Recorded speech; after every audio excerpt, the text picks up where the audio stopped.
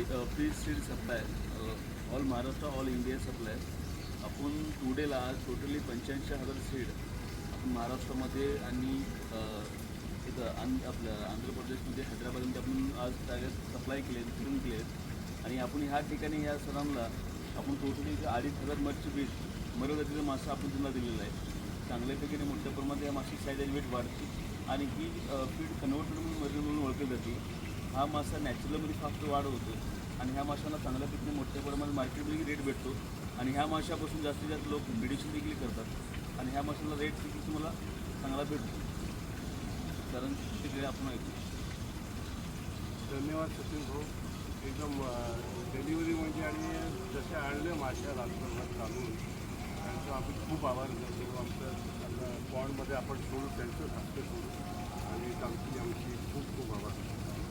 Thank you.